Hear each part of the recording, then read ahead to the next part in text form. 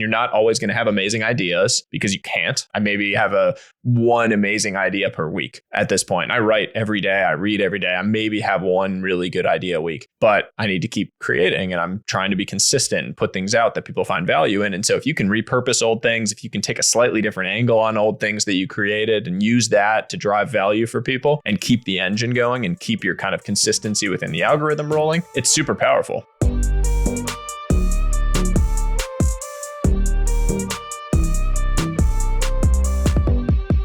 In this episode, I talked to Sahil Bloom. Now, Sahil's a repeat guest on the show. I had him on about 8 months ago.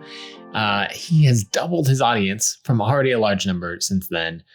He's gone full-time as a creator. He had a full-time job when he first came on.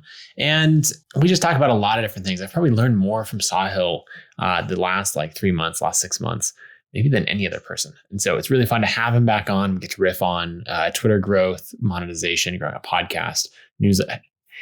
I actually try to live sell him on switching to ConvertKit with moderate success, maybe. We'll see. You be the judge of how well I did in convincing him to switch over.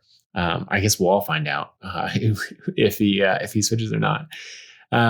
Anyway, so I think you'll enjoy this show. Sahil's one of those people that I'd love to have on every 6 months or every year because he's just putting out incredible content, and I learn so much from him every time. So enjoy the episode and make sure to like, subscribe, all of those things because it helps more people find the show. Thanks. Sahil, welcome back to the show. Oh man, it feels good to be back, Nathan. Since last time, I have turned around my desk in the other direction. Yes. So in the prior example, I think I was right behind, I had a painting right behind my head and I was up against a wall. It looked like I was taking a mugshot or something. Now I have my nice background. I feel much more at ease. That's right. So the background has changed. I feel like a ton of stuff in your life has changed since we last recorded. Yeah. Let's get the highlights and then we'll dive into a few of these. Yeah. I'm trying to remember when it was that we actually recorded. I had definitely moved to the East Coast. So it was probably, I don't know, it must have been July, August of 2021. Yeah, maybe around then. So only 7-8 months ago, somewhere in there. Yeah. But the internet age, man, things move fast. So it's been a whirlwind. It's, I don't know. Let's see. So I officially transitioned out of my prior full-time role that I had. I guess that would be a big one. Yeah, you're working full-time as a VC. I was at a private equity fund, yeah. And it was great, but it was time and ready for a change a little bit. And I'm still an advisor to that firm, but largely kind of out of the day-to-day. The big stuff that has progressed has been on all of the kind of media and brand building stuff, I suppose. I mean, I think the Twitter following has exploded and is much larger than it was then. Do you know just numbers to that? Do you remember what it was? You had a lot. I could pull it up pretty easily. Yeah, I think I hit 300 in October. I track this pretty I'm a data nerd. I don't know if you're like this, but I'm a huge data nerd, and so I can actually just check. So in July, I was at 230. So 230,000. So it's almost doubled. Well, actually more than doubled. Sorry. I'm at 490 now. Wow. As we're recording this. So you're adding 50,000 a month almost? Yeah, 50 a month. The last few months. I mean, I started my first Twitter account in 2011. It took until I really started in May of 2020. And so from there, I went from 500 to my first 100,000 took from May of 2020 to January 21. The next 100,000 took from January to May. And so 5-ish months. And then the 200 to 300 went from May until, I don't know, October. And then it went from 300 to 500. It's just been from October to now. So it's definitely accelerated, which is crazy. Do you have a good party plan for 500? You got to have a party planned. I don't know, man. I was thinking about funny things to do. We're recording this a few days before Valentine's Day. I was thinking about doing something fun where if I hit 500 before Valentine's Day, I'll pay for 5 people's Valentine's Day dinners, like 5 of my followers who share something. Just do something fun, because I feel very grateful, and it's funny that people have gifted me with their attention at this level. But I mean, the numbers just make no sense to me anymore. It was like, I remember so distinctly when I got my first 5,000. And thinking like, holy shit, I'm sorry, apologize if I'm not supposed to curse here, but thinking, holy shit, I can't believe 5,000 people follow me and actually care what I say. And so now when I look at it, I'm just like, I can't comprehend that. It's really crazy to me. So I feel very grateful, but, between that and the newsletter has continued to build, I hit, big milestone this morning at 69,420, which was a big milestone. felt like a big milestone. So that has continued to build. That's been fun. And then we launched the podcast, which has been really, really cool. And we're going to have to get you on for an episode too, by the way. That'd be great. Now I've been on yours twice, and I need to have you on to talk about the $1 billion creator.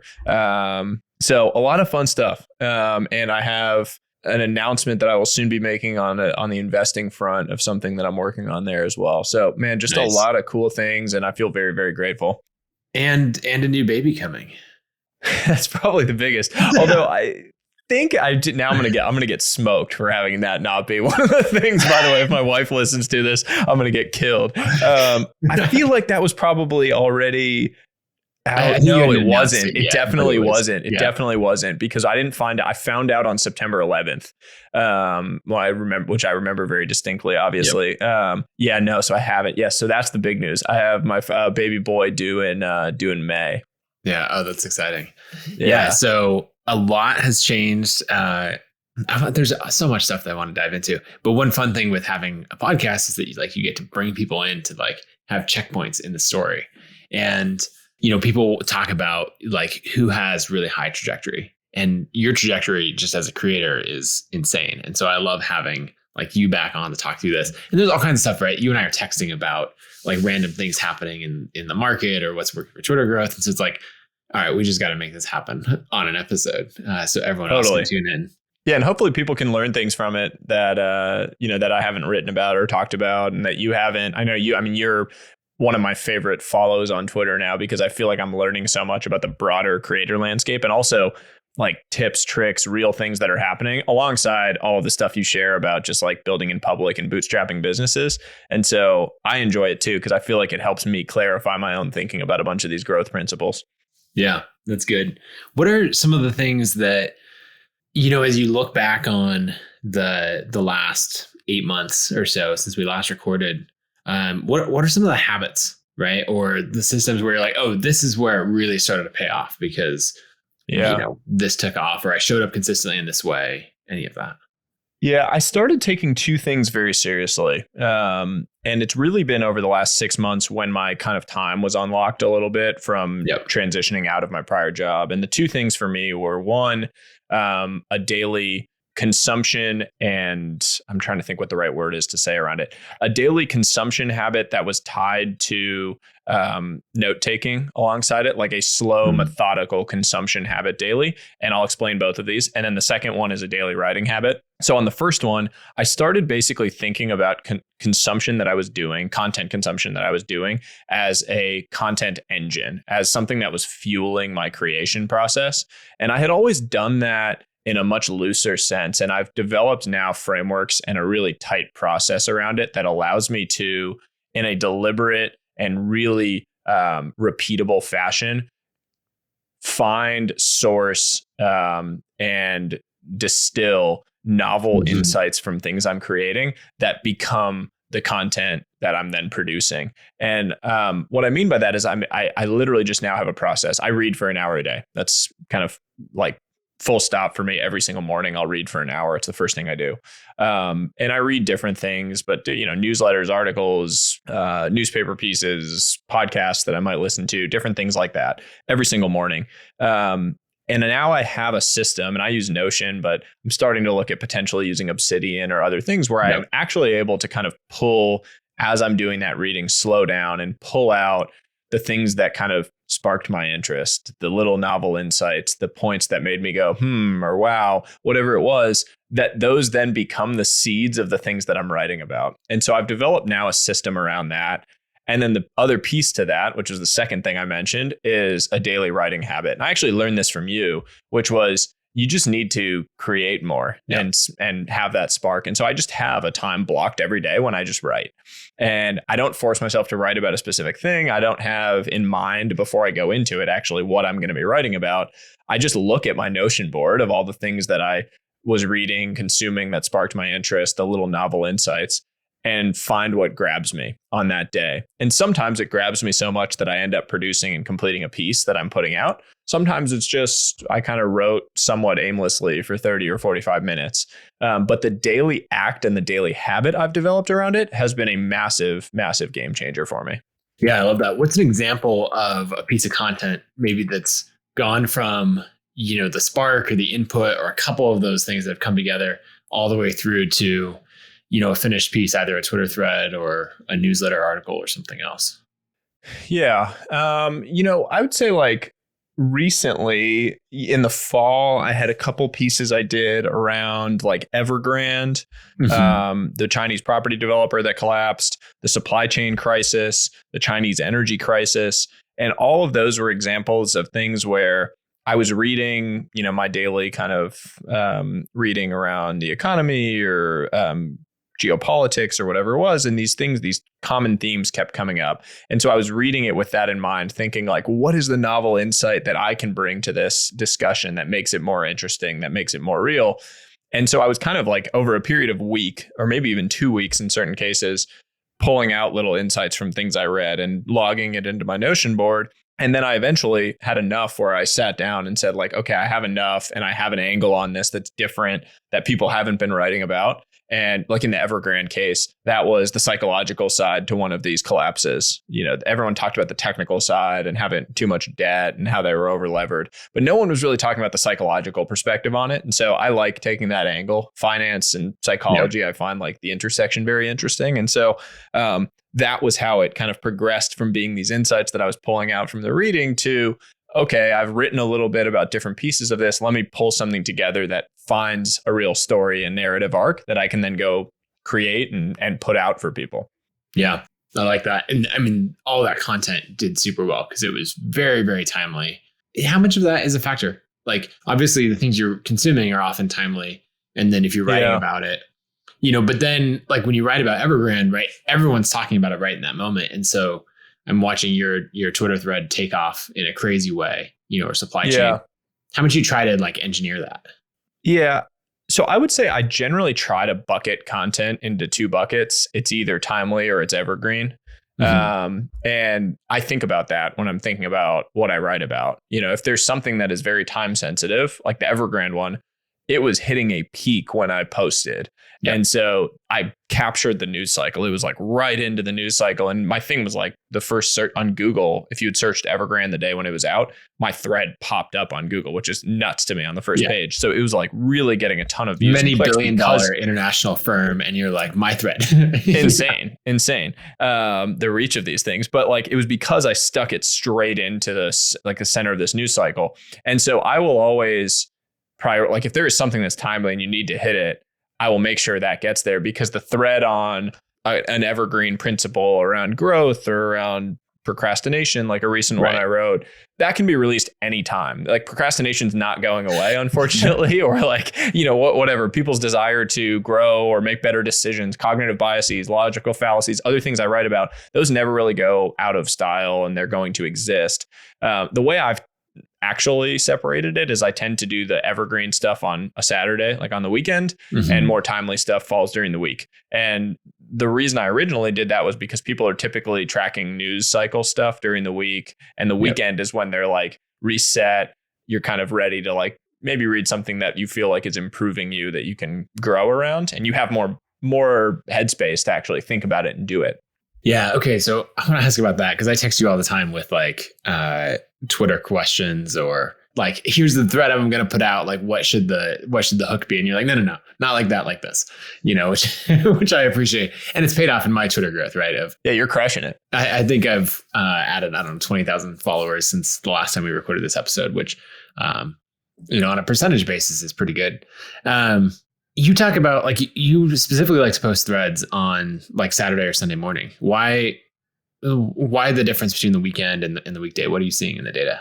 What I see is people have a higher likelihood of reading something long on a weekend than on a weekday. Yeah. I think about it personally. I put all of these things in the context of myself, where during the week, I almost never read a full thread. I'll save it and maybe I read it late at night, 8 hours later, 12 hours later, or maybe I read it on the weekend. And that's just because I'm busy. And like all of us, we have jobs, we're doing things, we're creating, or whatever it is that we're doing.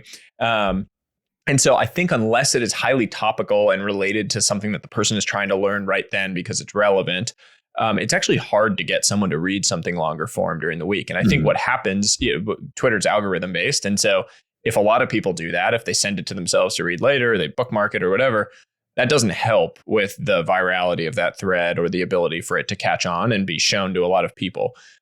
Weekends, Saturday morning, Sunday morning, you might be having a coffee, maybe you're hanging out with your family, doing whatever, you're scrolling, and you have time. And hopefully you have more headspace to actually think about things and dive into something. And so what I've found typically is that those evergreen things do much better when you post them on a weekend morning than if you're posting them into the week and you're like hitting a news cycle. Maybe there's something going on that's different. Like, I've posted things that I thought were exceptional on a weekday, and I posted it into like a 7.5% inflation print that everyone was going crazy over. And it's like, oh, you're shit out of luck. You just post and you wasted it probably. Right. You're like, here's why you shouldn't procrastinate. And people are like, forget procrastination. Like, yeah, exactly. All my money in my bank is losing value. I just lost all my damn money, or whatever it is. Like the stock market crashed a few weeks ago and I had posted something that was unrelated and the market was down like 4%. Everyone was freaking out about that. And so I do think it's worth being thoughtful about those kind of things because it matters. And if your goal is to have, my goal has never been driven around the growth of my following. I always thought that was a natural byproduct of creating value for people. Yeah. And if you're creating value for people, they share it. And if they share it, more people see that and hopefully find value from it and they follow you. And so my whole goal is to reach people and I want to create value for a lot of people. And so if that's your goal, then you should be thoughtful about the way that you're playing that distribution game and so that you are getting in front of the most people that you can. Yeah. Oh, that's interesting. And another thing that I've learned from you and Nick Huber is if you post something and it doesn't take off, actually, if you post something and it does take off, either way, you can repost it a month or 3 months later, tweak the hook or even don't even tweak it. Like the number of times that I've written stuff that did okay the first time and that, or it got posted into a busy day on Twitter. And then I reposted it later and it did so much better or it did the same. Like no one is like, I think I've read this before. Are you repeating yourself? Everyone's like, oh, great. This is amazing content. Thank you.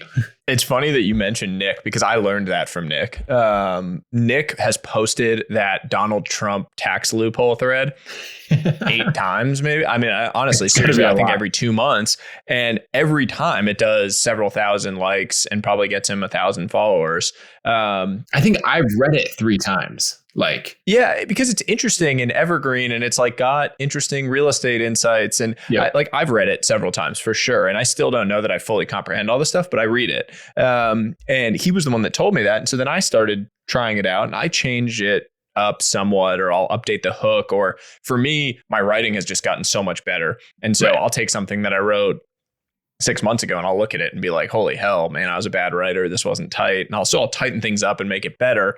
I also have twice as many followers as we discussed. And so for me, I'm always looking at it saying there's a lot of people that actually just haven't seen that thing that I put out 6 months ago or that idea. And especially if the idea is evergreen, great. I want more people to see it and it'll get shared again. So I've done that. I mean, I've done it pretty consistently since Nick talked about it with me. And I've done it more around things that I think are kind of evergreen, like cognitive biases or logical fallacies, things that I think about on a daily basis, decision-making frameworks, stuff like that. But I've seen people do it effectively with story threads. I've seen people do it effectively with things like Nick, where it's like a unique insight, earned insight driven thread.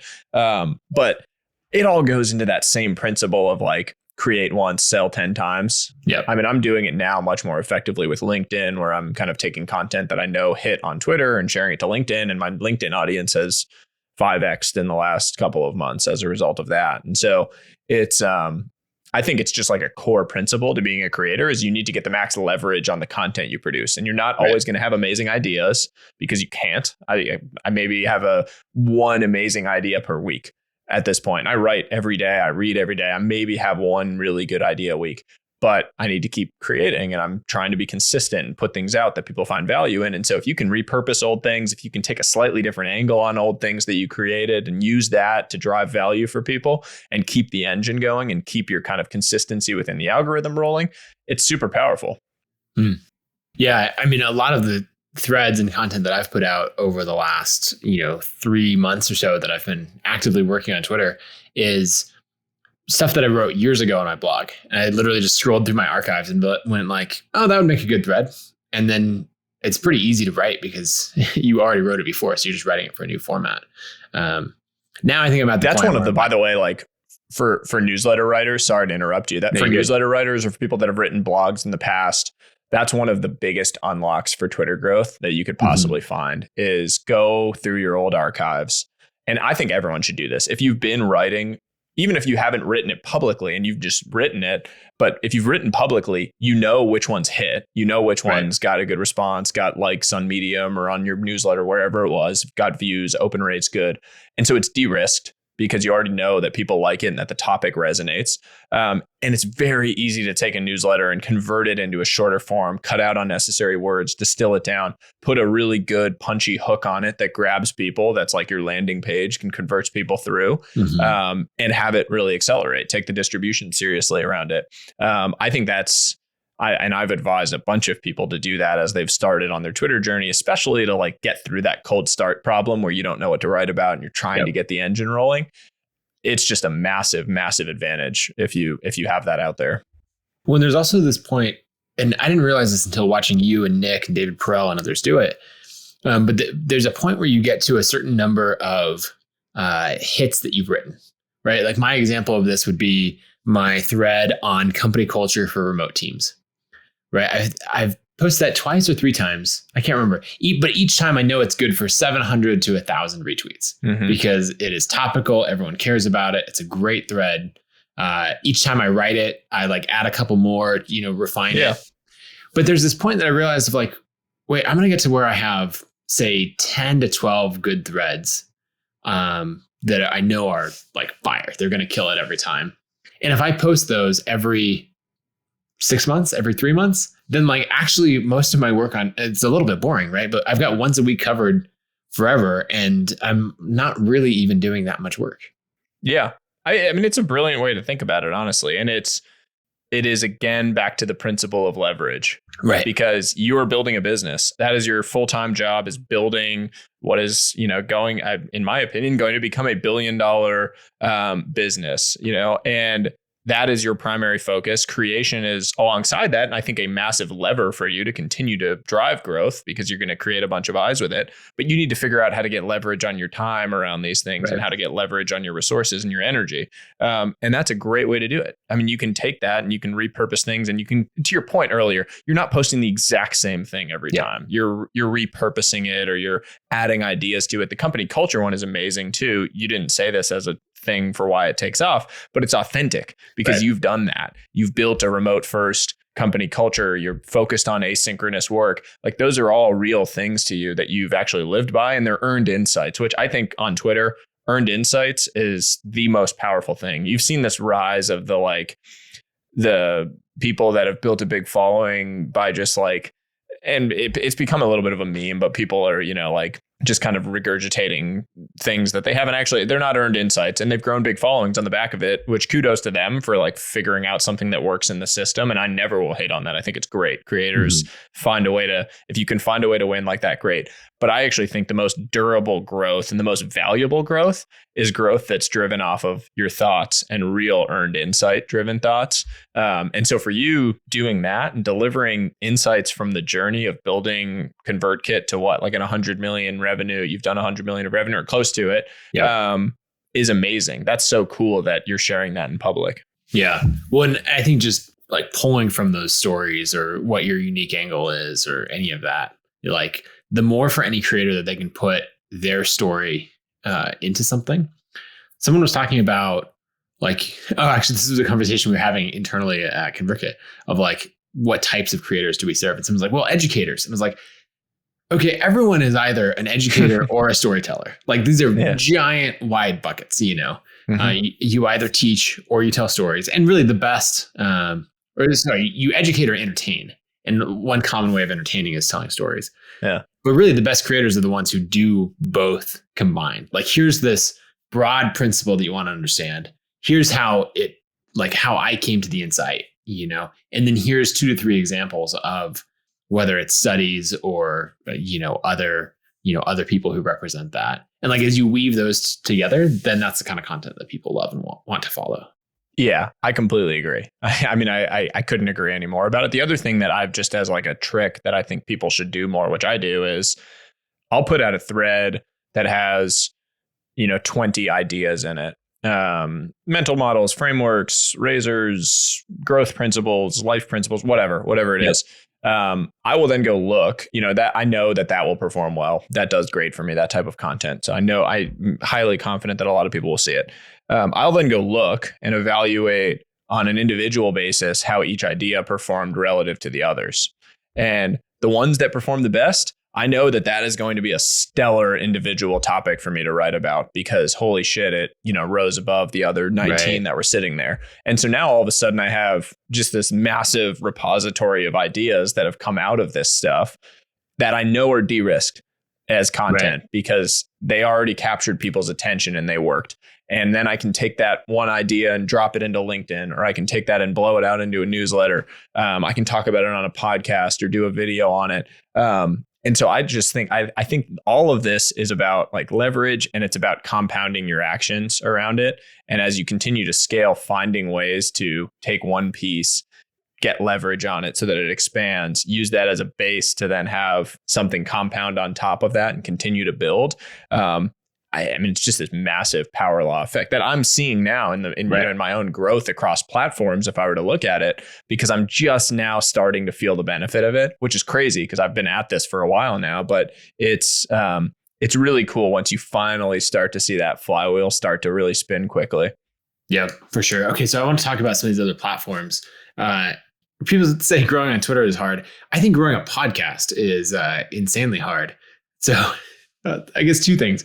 One, what made you want to start the podcast and dive in on that side? And then 2, what's worked for growing it and getting attention? Yeah, you're absolutely right. Podcasts are super hard. And it's been a brand new growth challenge for me. I would put it alongside newsletter in terms of growth challenge because there's no discovery. Apple, Spotify, YouTube, wherever, like there's just no discovery mechanism for new podcasts. And so you have to bash that thing through the initial cold start problem in order to get it off the ground. The other thing with podcasts in particular is you need to kind of create almost a habit around it that you're building. There's kind of 2 pieces to a podcast, in my opinion. There's like the base, the people that will listen every episode, and you need that to grow. And then you need the spikes to grow. Like you need the holy shit moments that kind of create the like peak virality on top of the base. And it's sort of like 2 different growth questions. The spikes come off the like aha moments that pop out. You need to be able to pull those out and deliver them on these different platforms, whether it's in like clips on Twitter, like you do a great job of, or whether it's on YouTube clips or TikTok, wherever you're doing it, you need to be able to deliver those quickly. And then the base just has to be, it's consistent, putting things out consistently that are high quality and that you're delivering something that people know that they have to listen to it because it's going to be valuable. And so, I mean, I've personally found it to be, if not the most, definitely alongside the most challenging from a growth standpoint. We're growing really nicely and it's done really well. And, the base is building, the peaks are building. I think the guests compound because you're able to kind of leverage social proof of other guests you've had and you're able to get better guests. For me personally, I view it as just like a natural part of my overall media flywheel. It's a place for me to build affinity with people. It's a place for me to talk about things that I historically hadn't talked about as much on Twitter, like my interests around technology, around businesses, around investing. And build kind of a new follower base and also deepen my relationship with my old and existing followers. And it gives me a lever to be able to talk about companies I'm excited about, companies I've invested in, support them, on a bigger stage. And that is really powerful to me and really valuable. Yeah. And then selfishly, man, I mean, you get paid to talk to you get paid to talk to awesome people. And that is like, what joy in the world, can you imagine other than that? Like, I get to sit here and have a conversation with you. There are a lot of people that I think would probably pay to have an hour of your time to get to chat about this stuff. And so I get to sit here and do this as like a job. That's kind of crazy and it's pretty cool. Right. And I feel very grateful for it. Yeah. I think the superpower in podcasts is who you meet.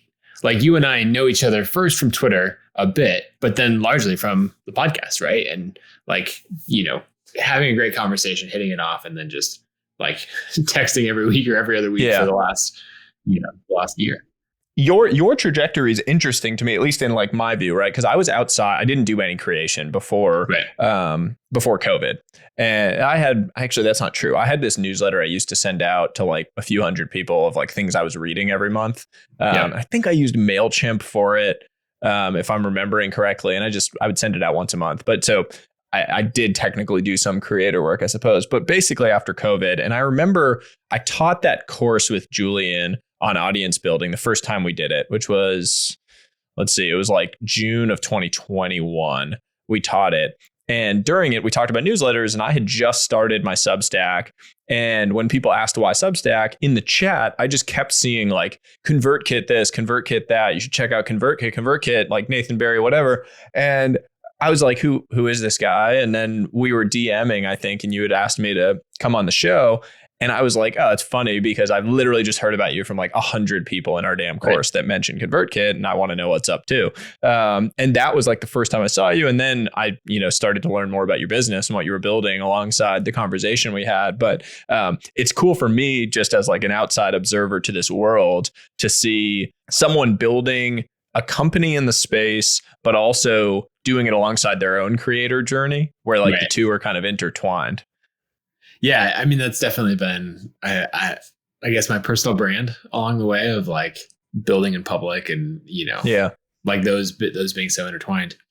Let's talk about the newsletter a little bit. Well, one, I have to give you shit that it's still on Substack. We'll talk about that in a second.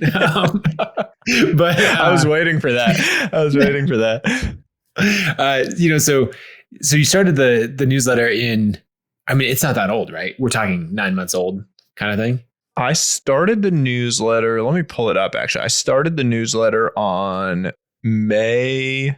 Well, actually, that's not true. I technically started it January of 2021. And for the first 5.5 months, what I did it for was that I wanted, a bunch of people had asked me to send out my threads into their inboxes because they didn't like reading them on Twitter. Because at the time, if you recall, like 2020, threads actually weren't a thing that was enabled on Twitter. You had to like actually physically go and post under each tweet, and you had to do it manually. There was no thread feature. And you would screw it up. I remember screwing it up where you're like, you reply the wrong one, then you're like, oh, this is all fucked. Like all the time. I mean, Twitter was like, and Twitter is notoriously bad at shipping features. So it took them forever to figure out how to do it. Finally, they did. But I had started the newsletter with Substack because I was sending out every day. After my thread, the next day it would go out. And I did that through May. And then May like 15th was when I first sent out actual original content to the newsletter list. And that was when it really started growing. I had built up the list to, I'm looking at it, 13,000 off of just sending out my threads the day after. And that was just like, hey, sign up if you want to get these in your inbox. Then I kind of hit an inflection point where it grew from there once I started sending out original content to the newsletter list. And then it really hit an inflection point again in October when I started doing the midweek deep dives that actually went kind of deeper on stuff I was talking about on Twitter. And it's kind of upturned even more. So I would say it's, really 8-ish, 9-ish months old, something in that range. But yeah, relatively new still. Yeah. And so you're at the amazing milestone of 69,420 or past it. My wife was like, I posted that on Twitter and my wife saw it. And she was like, yeah, this is great, Sahil. Great. Really the mature behavior that I expect out of my the future father of my child. Really great. And I was like, well, I don't know what you expect. Like, I still think fart jokes are funny, too. It matters. I'm just still a kid. When kids are just still fun. Yeah, even better. On that note, what does your wife think about like all of this? Like my wife she thinks it's great. She's like, ConvertKit's great, proud of you, support you in anything. But if I'm like, hey, we just got this valuation for our secondary round or whatever, she's like, awesome, I'm happy. Like, does not care any more than being proud and supportive of me. Like if I'm like, hey, this thing brought in $1 million, she's be like, that's fantastic. I'm happy for it. Yeah. But like that's otherwise she doesn't care. What does your wife think about like the trajectory and everything? It's so funny you say that. So I literally like today I was out for a walk with my wife and I was like, oh man, it's so crazy. I almost have 500,000 followers on Twitter. And she was like, cool. And just like looking around at some of the nature stuff, she was like, that's great. And I was like, isn't that crazy? That's a lot of people. She was like, yeah, that's great. Like, good job. And so I find it personally to be an awesome grounding mechanism that she's not, like awestruck by these kind of things. And the reality is like, I'm the same exact person and super normal. The thing she gets really involved with that she loves talking about is all of my investing that I do. And she's like my secret weapon on that stuff because I will run an idea by her and she is so critical on things that she doesn't think are like a smart idea or good. And if I don't distill it and explain it in like 2 sentences like I would to a child, she immediately is like, oh, you don't really understand it that well. Like you should probably, dig in a little more. Like you're not able to explain it that clearly. And it's really like a smack in the face because I realize, oh shit, yeah, I don't actually understand this that deeply and I shouldn't invest if I don't. But on creator stuff, she largely just kind of stays even keel around it. I think she thinks it's cool. I've gotten recognized in public a few times with her, which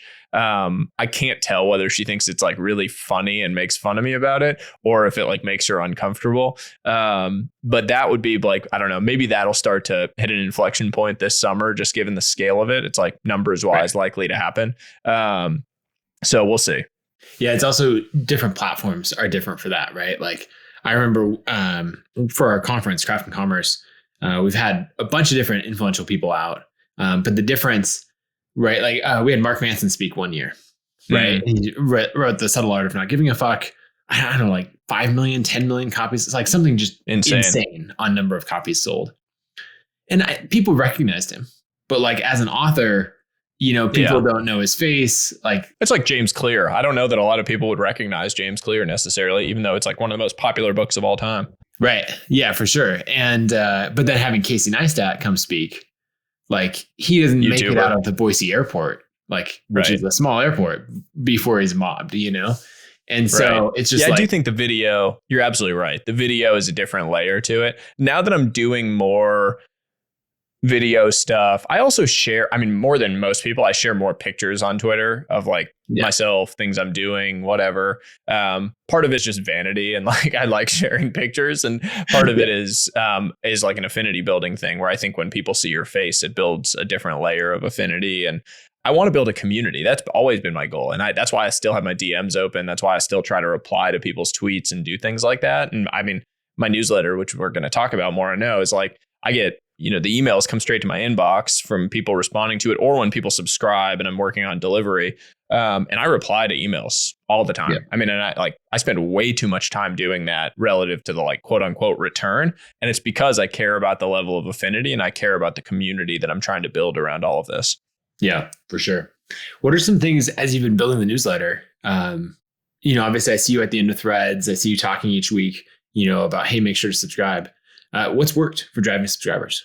I have a very effective funnel built from Twitter to my newsletter now. Predictable and very effective in just knowing based on how much traction a thread gets, how many subs it'll drive to my newsletter when I link at the end. And that has been the most stable, steady source of new subscribers to the newsletter. Has literally just been, I'm posting things on Twitter every week that I know are reasonably likely to go some degree of viral. And based on that, I know I can drive, up to probably like 1,000 new subs to my newsletter from one of those. And, then I share the pieces and those get shared. And so I've been growing it somewhere between 1,000 and 2,000 per week. And probably 1,000 of that is from Twitter funnel. And then the remainder is from kind of organic growth from the actual pieces that are getting driven. But I've built a really effective funnel in that regard. Yeah. One thing that I see you doing is having those tweets basically saying, hey, the next edition of the newsletter is coming out tomorrow, or like this is about, and like a little bit of a preview. Whereas I think a lot of people, and by a lot of people, I actually just mean me in this case, the people probably do similar things, is like have a one-time link to it, or like I put it in it's my pinned tweet, or it's in my bio. So like if people want to subscribe to it, they'll do that. But you're actually having that like that timely call to action of like, I'm going to send this tomorrow, and if you want it, sign up here. In addition to linking at the bottom of the thread. Is that working well? Yeah. I think it works well. I think there are a few things that work with it. One, my weekend thread is usually the distilled version of a longer form piece that I've written deep diving on something. So like a recent thread I wrote, how to stop procrastinating. It went pretty big, I mean, like almost 30,000 likes, pretty big traction. It probably did 5 million impressions.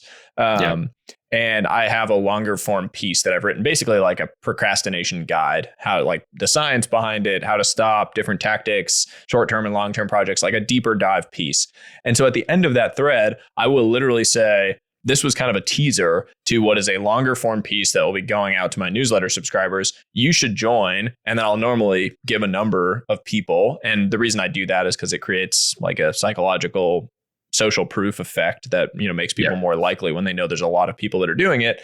You should join so that you don't miss it.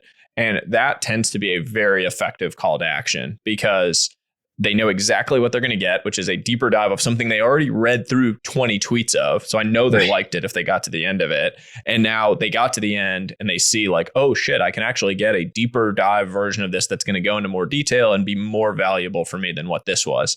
And that I think that is a very powerful call to action if I'm just thinking about it psychologically. And it's not for everyone because, if someone only read the first 3 tweets and then they churned out, they probably weren't going to be a good newsletter subscriber either.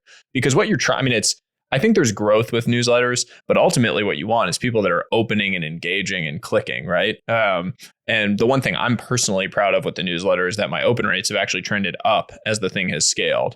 And my deliverability has gotten better because I've really focused on it over time. Mm-hmm. So that's kind of how I've been thinking about it personally. And look, newsletters are amazing monetization channels when used effectively. What are you doing to monetize the newsletter? Sponsors.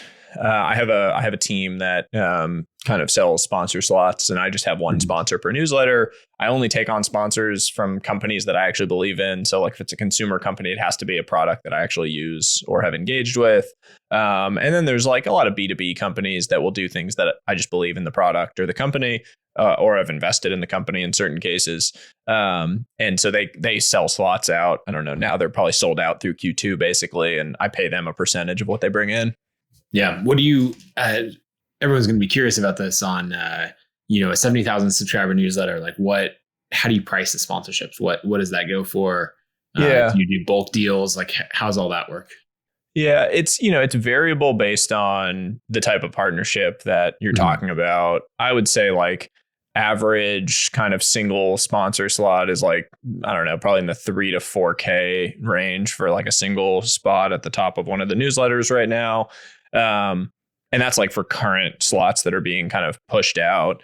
If you start looking into Q2, if I extrapolate my growth out, I'm going to be, closing in on 100K subs by then. So those are getting priced higher because you kind of you're going to like either you have to pay me up front and you're paying me the current rate, not you're like giving me float. And so then I'll take that. Yeah. Or if you're going to be paying then and you're signing up for it, you got to be paying a higher rate. So that's kind of the way I've thought about it too. And I put that together with my team because I said, like, if people want to pay me 3 months before the slot goes out, they can buy at the current rate. I'm fine with that. That's just giving me float on the income.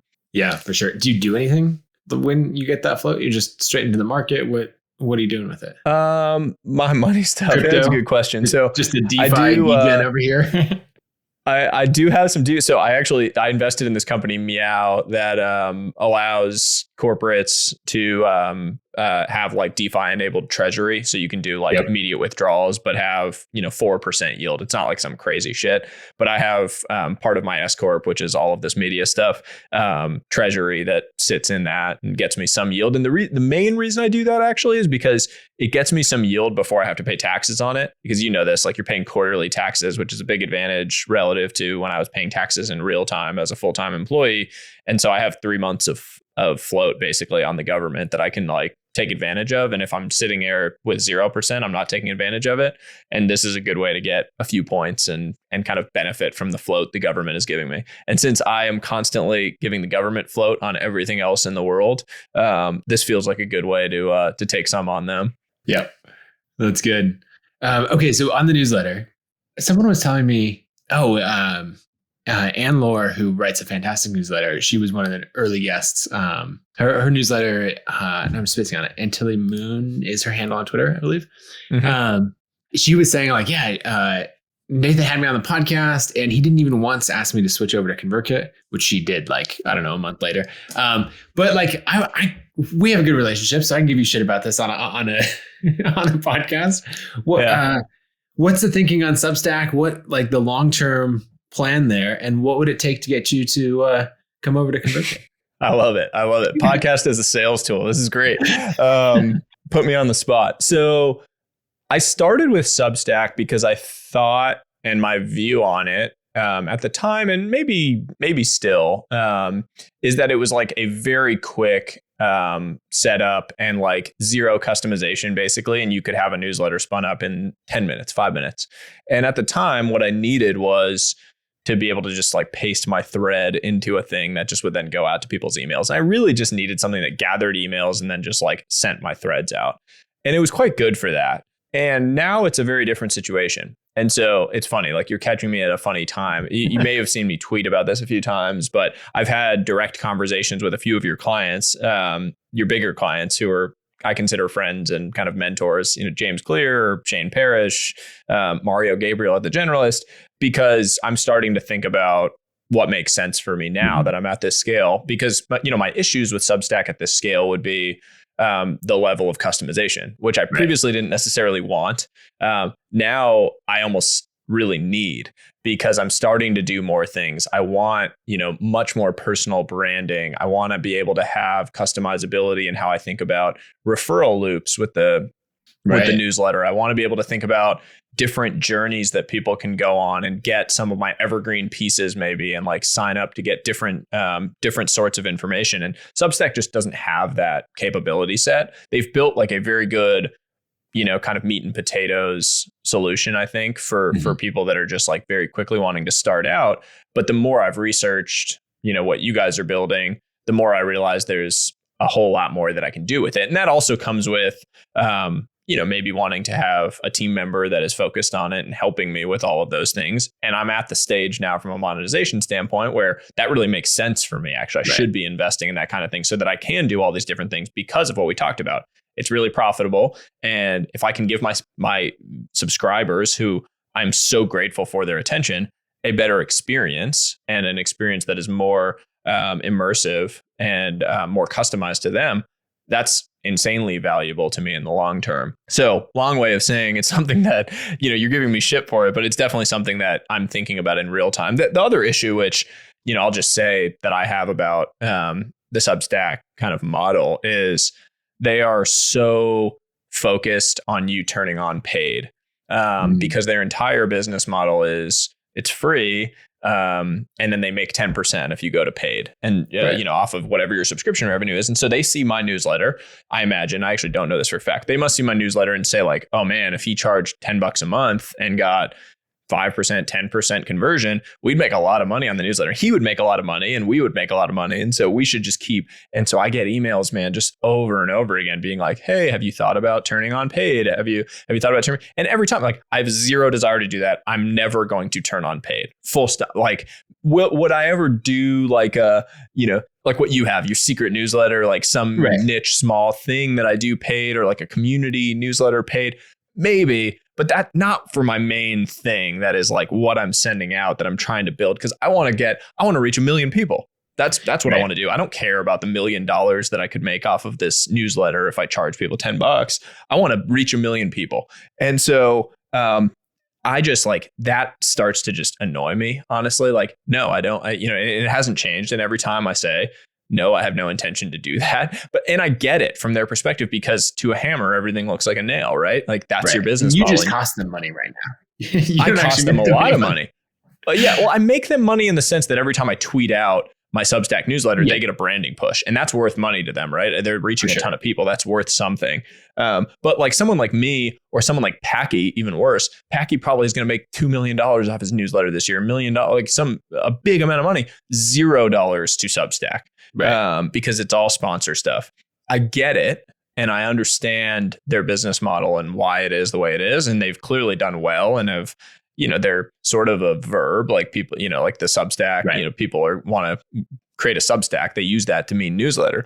And I get it. I think now I'm at the stage where a change is kind of in the cards. I think the level of customization that you can have, when then you talk about leverage, actually, that's probably the biggest thing, right? Because when you're running a Substack, everything is real-time content. And like you brought up my like private paid newsletter, which was really private. And then Sam Parr talked about it on My First Million, which was great. Like I was thrilled. I think it drove like 15 grand of revenue of people buying it just from him mentioning that. But then it became like not at all private. So it was like, okay, I've got like 25 DMs asking for the link. So let me just post it on Twitter. But like that's a paid newsletter, that's set up as an automated email sequence, right? So I can make it once, I can gradually add to it, I can tweak it, and it's just running. Like I've got hundreds of people now that are going to get an email this Friday that like I wrote forever ago. It's this thing that I can tweet. And so I just think in your case, and that's amazing. That's like a very cool thing. And I've never really thought about that, right? So I saw your secret newsletter when Sam talked about it. I listened to it, and then I saw you tweet about it, and I bought it. And I bought it partially because I was interested in what you were writing out. Also partially because I was interested in seeing how you were using it, because I'm in the diligence process. I'm trying to learn about this stuff. And I think that is so interesting because you're almost doing a course then. You're teaching someone a course in the format of a newsletter. And as I think about my own ecosystem and a lot of the evergreen things I put out, people constantly ask me to do an ebook or do certain things. This is a much cooler way for me to do that, actually, in a custom, in a kind of branded format. That's not like, hey, here's my Gumroad or whatever, link to buy my ebook. No knock on that. I don't know anything about them, but like, that's what I would imagine the alternative would be in my mind. And if I can just set up, you guys have ConvertKit Commerce. Like I use it for actually some coaching already. I don't know if I've talked to you about that, but I have like some coaching that I do through there, advisory work, etc.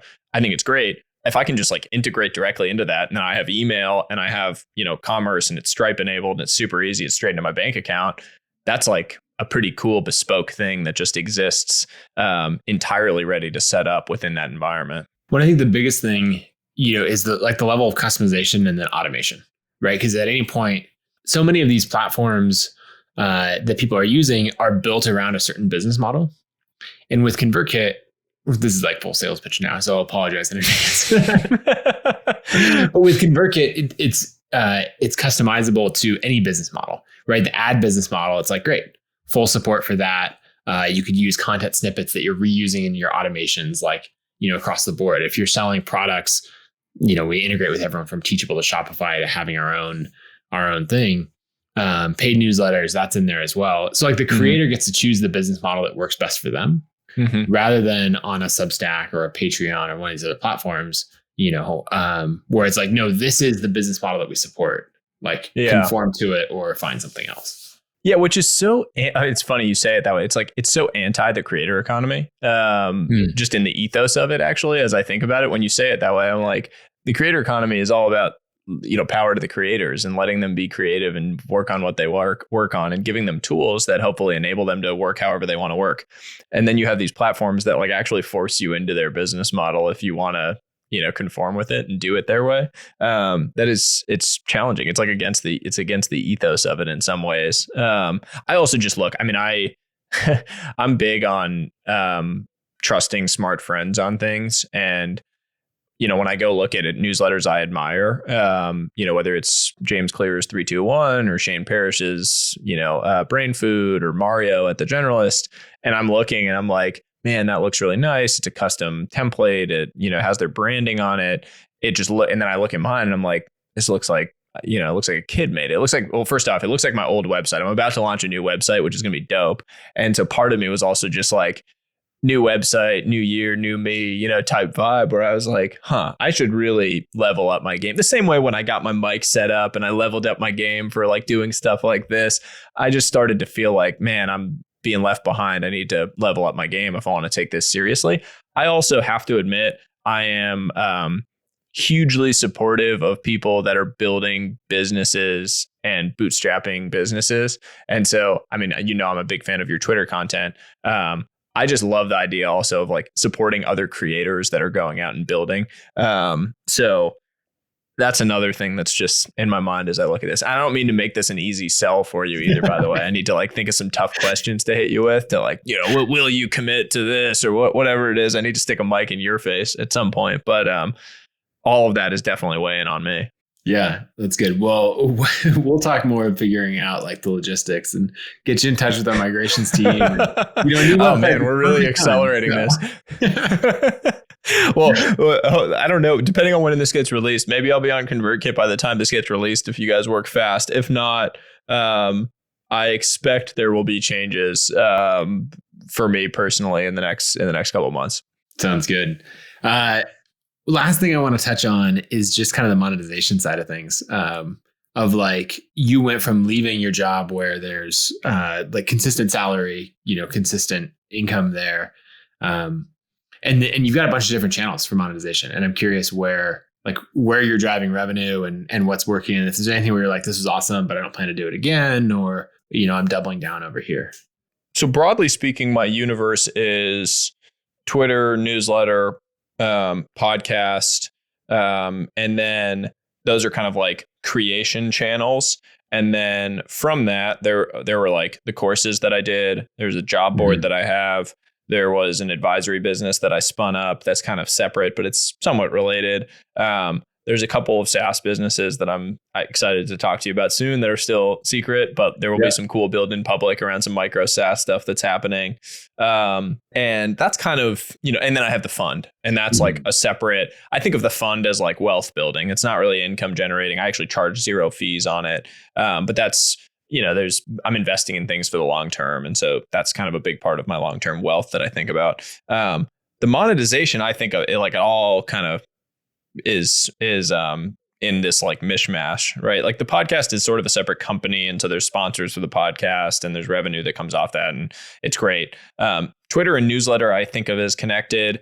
The newsletter is obviously monetized. Certain things about Twitter, I suppose, are monetized. Although, again, I kind of think of it all as one within like the brand and kind of the franchise being sold. And then I've spun up a few, businesses on the side, which I don't really talk about a ton publicly, but like things that are cash flow generating that somewhat relate to my personal brand, but are also kind of uncorrelated in a lot of ways. The SaaS stuff that I mentioned being some of that. And then, some of the advisory work I do, which is really just, supporting entrepreneurs, startups, founders as they're building things, just based on my experience within the world of finance, strategy, et cetera. Yeah, I love it. There's a lot of different things there. Too much, probably. Probably in terms of like stretching my brain in different directions. Are you already exceeding income from, creator income exceeding full-time job income? I left like my formal separation. I was probably already at like 3x what I was making when I left. Like on a run rate basis. Right. And now I'm probably at, I'm probably at 5+ X what I was making. And obviously it's not W-2. So I've talked about that in certain things I've written about, that it's like, in the world we live in, this type of income's not like, I can't, I wouldn't be able to probably go to Bank of America and convince them to give me a mortgage on a new house. I'm probably go buy that house in cash potentially, but I might not be able to. And I'm not saying that as a flex. I'm just saying like, it's nuts. You can't get a mortgage, but you can, go buy it. Like Greg Eisenberg, my co-host of the podcast, literally has not been able to get a mortgage for his place that he's buying. And like, he's like, look, I have enough cash in this bank account to buy this place like several times, and you're not going to give him a mortgage. It makes no sense. But it's a huge opportunity. And I mean, you work with a lot of creators. There's a lot of, there's a lot of income, and yet it's 1099. And so it's in traditional institutions, they're not able to underwrite it effectively, and it's tough. But I'm in a good place. I also just, more importantly than any of that, like, I'm not a big money guy. I don't have like, I'm wearing an Apple Watch. Like, I'm not a fancy watch guy. I'm not, I don't have like fancy cars and stuff. For me, I love the freedom. And I'm huge on this whole concept of like time billionaire. I heard it originally from a Tim Ferriss podcast. And I wanted freedom of time relative to my prior role, because I was working 90, 100-hour weeks, man. It was like the finance meme. I was just working myself into the ground, and I loved it. I learned a lot. Amazing group of people that will be my friends for life. But I wanted to be able to spend time with my kid when he's born. Like, I want to be a really present father. I want to be an influence. I want to be able to coach his little league team. Like, I want to be able to, whether, I don't know, maybe he won't play little league. I played baseball, so I want him to, but like, I want to be able to do those kind of things. And I want to be around. I want to be able to support my wife, be a great husband. And I have just found in this new world, as I've started all this, that I'm so much more present with my family, with my wife, with my sister, because I'm not stressed all the time. I'm doing something that is much more in my zone of genius. Like, I'm spending time putting my energy towards things that I know I'm really good at. I'm playing my game, not someone else's. And that is just an unlock. And for me personally, like, I could be making the exact same amount. I could probably be making less and feel so good about it because I just feel that energy around what I'm doing on a daily basis. And I feel more present on a daily basis and less stressed. And that, like, I would trade almost anything for that. Yeah, that's amazing. And I think the craziest thing about this creator world, right, is that you can build a job for yourself, build a business for yourself, where you have that, not only that income that matches or exceeds it, but then you get the time as well. And you're like, wait, I can have my cake and eat it too. So anyway, I love it. You're a fantastic example for everyone else who's in this space. Following your stuff. Where should people go to check out the new site? Well, the new site, depending on when this is launched, it's going to be sahilbloom.com, which is my same site. It just previously looked like a kid made it because it was a kid, which was me, tech inept Sahil. And I actually hired this amazing team who I will announce when I put it out that worked on it and put it together. But it'll be at sahilbloom.com. And then you can find me on Twitter at sahilbloom.